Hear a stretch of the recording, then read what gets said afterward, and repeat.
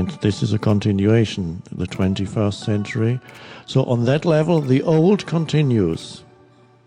The caterpillar is still trying to have its way. And it's getting more and more difficult.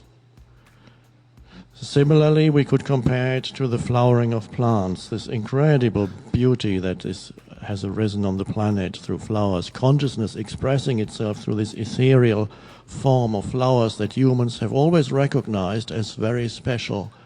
And all flowers have had a significance where perhaps the first thing in humanity that was not utilitarian, that you couldn't really eat or do anything with it. And yet they valued that beyond anything that they could do with it. Because deep down, in a very, very deep, distantly, they recognized perhaps beauty there for the first time. When the first human discovered beauty. But flowers came much later than plants. There were 100 million or 200 million years of plants before the first flower ever opened. I'm told that was about 230 million years ago the first flower opened on the planet. But many millions of years before that, plants already covered the planet. Now certain plants flowered, others chose not to flower. And perhaps it will be the same with humanity. Perhaps only part of humanity will go through this inner shift and the other part will say, no, we're okay as we are. But it only requires part of humanity to go through this flowering for the entire energy field of the planet to be transformed. So what humans then are not doing is to continue perfecting the old way. The caterpillar trying to crawl faster and faster. If we use this metaphor for humans, then that would mean humans develop the thinking mind more and more. This is what, of course, they've been trying to do. Let's analyze this, more and more analysis, more and more getting facts and thinking, okay, how can we solve the problems that seem to have a proliferation of problems on the planet. They seem to get more and more, I don't know. And then, okay, let's get together and think and see how we can solve this. And analyze this problem, cut it into bits and pieces. Well, this is what they do at universities. They cut the subject matters into tinier and tinier pieces. 100 or 200 years ago, it was more satisfying still to be engaged in intellectual endeavors because you had a wide field. Everybody at university had a huge amount of knowledge. Even the scientists had great knowledge they knew Latin and Greek and had knowledge of classical culture and everything. And nowadays, they have knowledge of a tiny segment of their speciality. They can't afford to study anything else. So it's not all that interesting anymore. You could study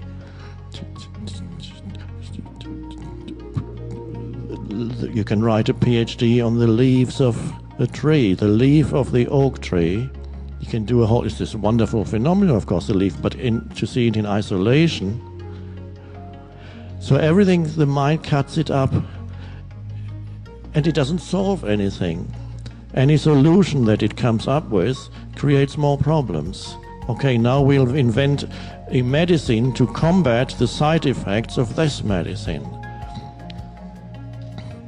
And then another one to combat the side effects. So the humanity we've really come to the end of the road as far as one particular line of growth or development is concerned.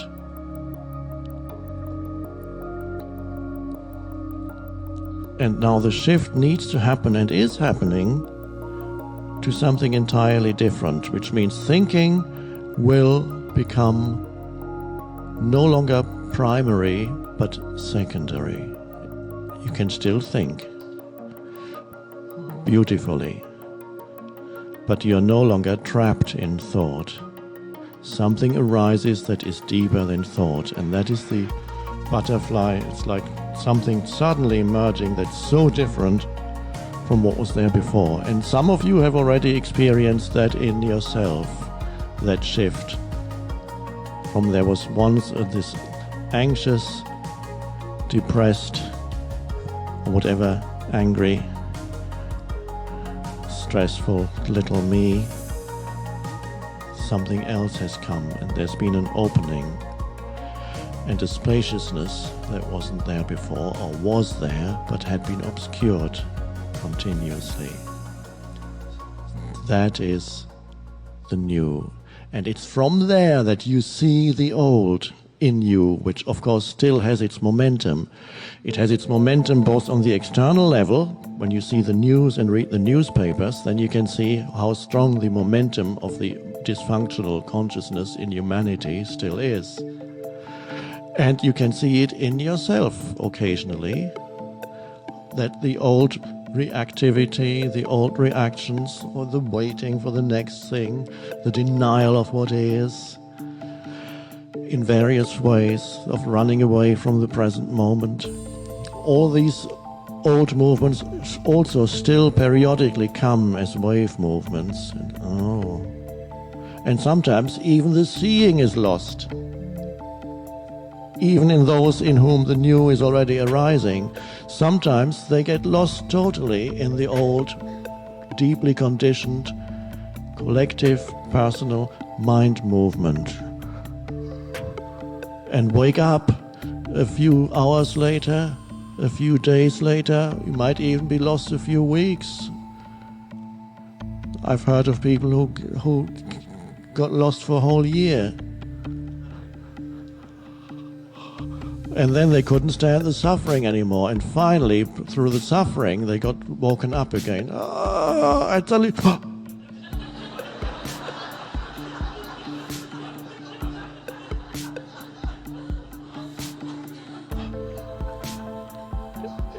It's like being in a nightmare. When it gets so bad that you can't stand it anymore, suddenly you go and you realize that you're in a bed, a warm bed.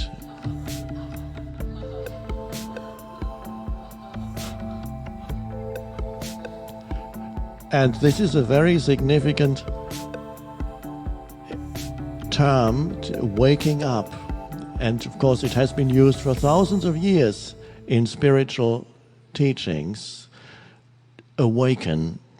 Because everybody knows what awakens means on one level, because everybody wakes up every morning out of sleep.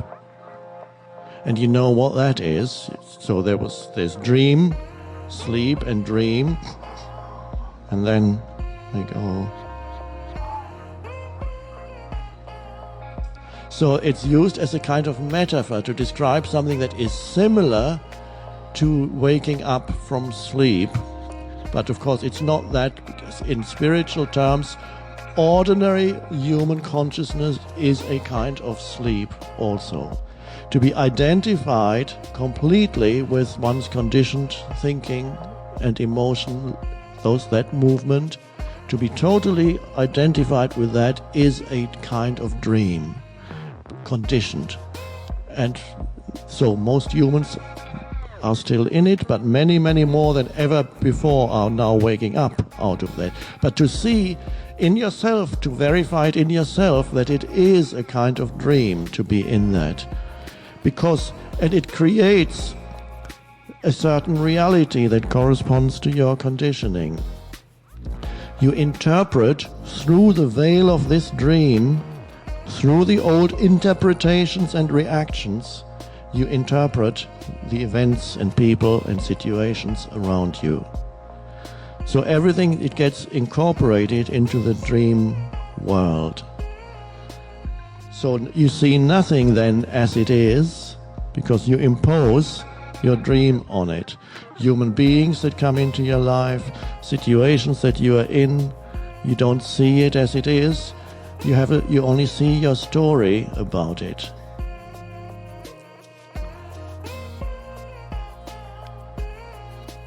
And so And then a moment comes when you wake up and you see the possibility of relating, of being and relating without the otherwise compulsive mental interpretations that you have. Sometimes when we speak of allowing this moment to be as it is, which is the essential spiritual practice, people think what we are talking about is like allowing their interpretation of this moment. They cannot distinguish between this moment and the way in which they interpret this moment, how they personalize it. So you could be sitting on a park bench, and you may have heard this teaching that says, allow this moment to be as it is. And then you think, okay, I'm a former CEO of that company who lost his position due to evil people around him, and then soon later was left by his wife. His children don't like him. So this man is saying, okay, this moment what I need to accept is that my life is in ruins. It's come to nothing. Here I sit penniless on this bench, 30 years of hard work, nothing to show for it. It's all gone. So what I need to accept now is that my life is a complete mess and totally in ruins. That's a story. So the man is confusing a story with this moment. And he is imposing a story on this moment. That's one story. There are many other possible stories. The reality is always much more simple than the story. The story is this bench, this energy field sitting here, sensing the aliveness in the inner body, the trees, the birds, the clouds, the air, the sound of the leaves in the wind, the aliveness of it all, vibrant, without needing to tell yourself anything. You sense that, you see it.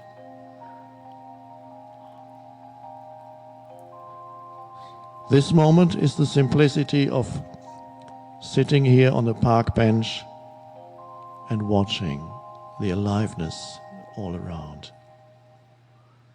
What do you need to interpret?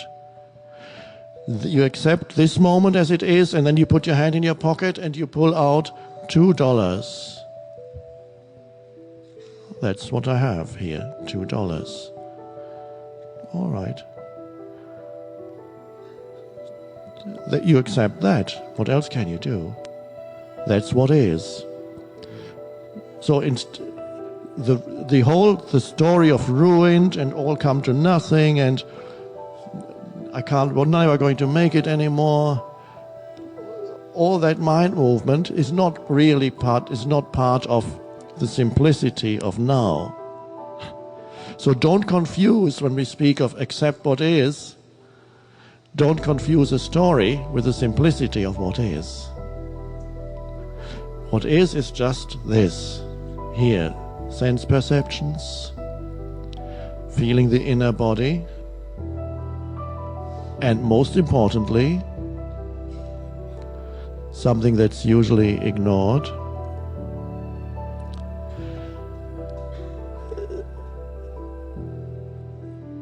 to be aware of, it's very hard to use words here, to be aware, and as I speak, there's the possibility that this is now seen, experienced by you here. As you sit here, what is the reality of this moment? You let go of the stories in your head about who you are or what your life is. That's your life situation, not your life. That's past. So and it's all a story. It's the story of me in the head that you tell yourself. I'm not talking, if it's memories are fine, but to identify with memories, then you personalize. It becomes a me. Your memories become a self. What's the reality of this moment? Here, sitting here, there are sense perceptions. Auditory, the humming sound and the voice. Visual sense perceptions of the room. The person sitting up here, other people in the room, the ceiling, the lights, sunlight coming in, flowers up here. And you can feel perhaps your inner body also, the aliveness that is there in your inner energy field.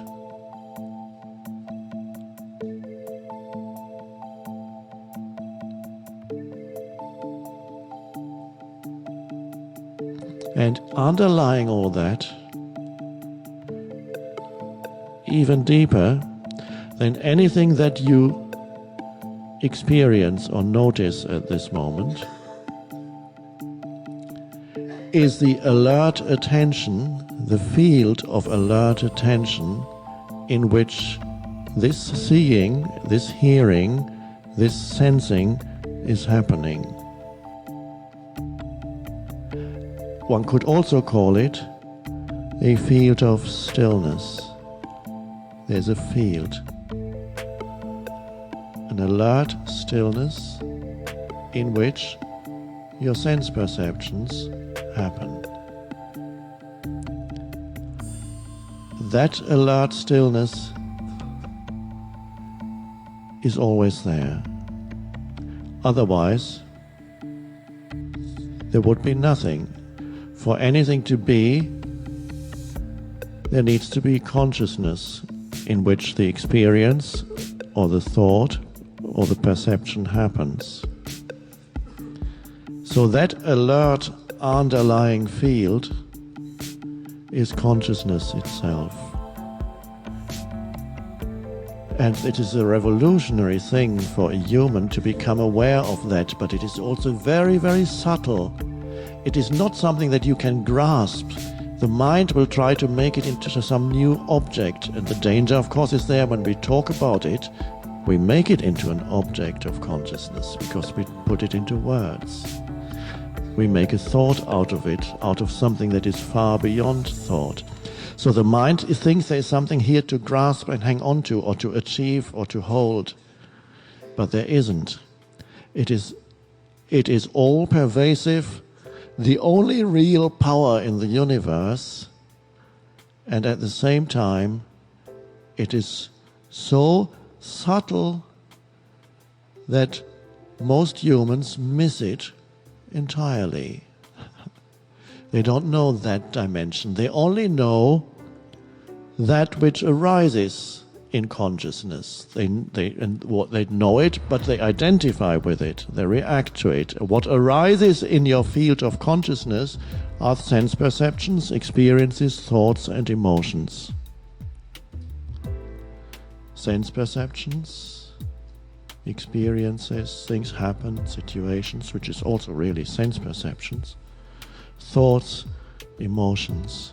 And so they are identified with the objects that arise in consciousness, completely identified.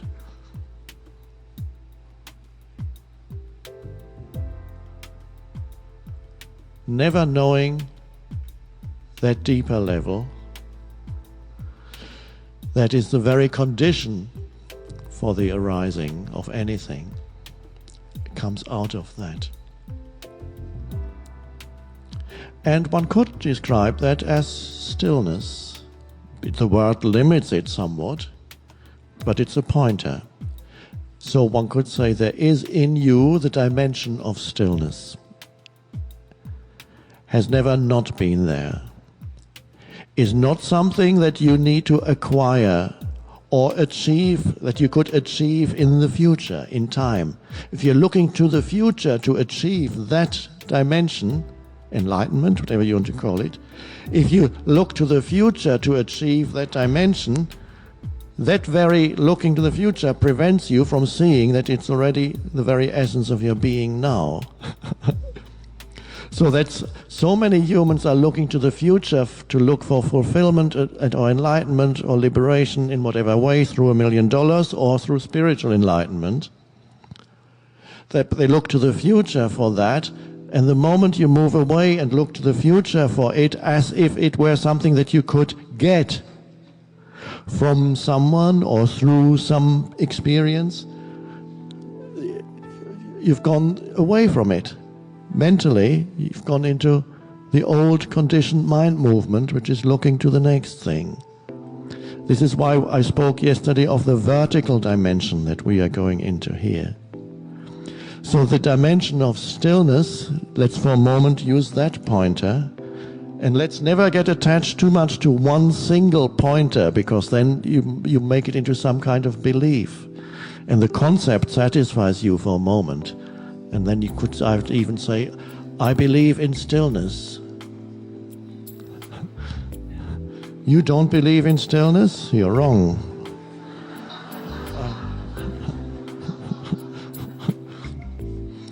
And then somebody else says, no, it's presence, it's not stillness.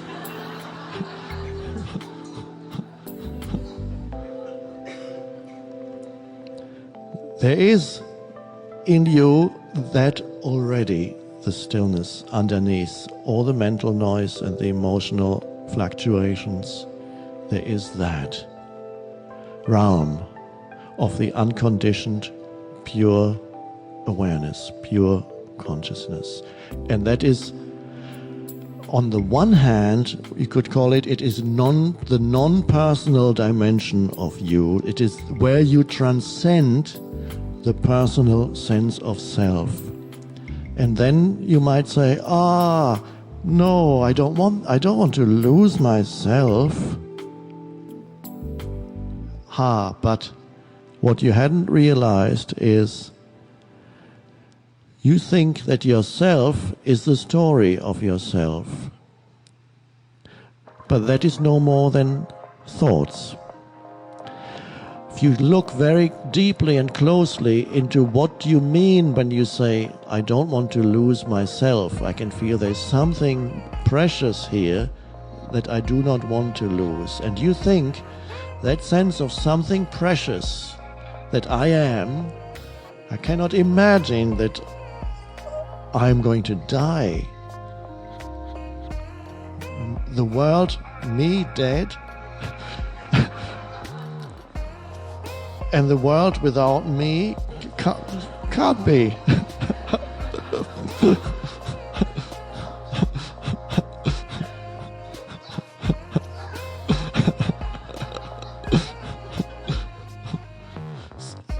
So there is something, one feels there is something precious, and the fear of death comes because people believe this is going to be lost. That sense of precious, if you look closely at what that really is, you see that it is something that has become mixed up with the story that you tell yourself about who you are. The name, the psychological form of me, all the things associated with that, the story of me, the beliefs. And something has become mixed up with that, and that is the sense of I, a deeper sense of beingness that got mixed up with a story. And when you even touch the realm of stillness in yourself, that is the deepest fulfillment that could be, and you realize who you truly are is that. That is the essence of your sense of I. I am. It has nothing to do with the story. It just got confused with the story. Sometimes people discover that whose story is destroyed by life. Life does something to you that you cannot, the story becomes totally unbearable. Everything collapses around you, so you cannot uphold the story anymore of me as somebody who has done this or has done that or has achieved that. It's all left you. Maybe the body has become ill, is collapsing. Things around you are collapsing. There's nothing left that you can claim anything about, make any claim about possession, this or that. It's all gone. I don't know who I am anymore. Some people experience that realization in prison when they are stripped of everything. Everything has left them, the story has collapsed. I don't understand anything. Some people experience it when there's a sudden great disaster in their life. Suddenly, all their explanations don't work anymore the way they had explained. They had all figured it all out, how the universe works and my place in the universe and what with the importance of my life, my work, what I've achieved and done. And suddenly, the whole thing, your whole career suddenly crumbles. Maybe something crumbles around you, and with it, that. And in the last moments of this physical form, suddenly all that leaves you. Your story collapses at the same time as the world around you collapses. You might be on a sinking ship or building collapsing. And at that moment, there is a corresponding inner collapse of the edifice, the mental edifice of the story of me. And what is left when that collapses is what was always there. You touch the stillness and you touch the deepest sense of being of I am. That has nothing to do with your physical form or your psychological form of me. Nothing to do with form. And there's a moment of peace and stillness. And many people who have touched death and survived miraculously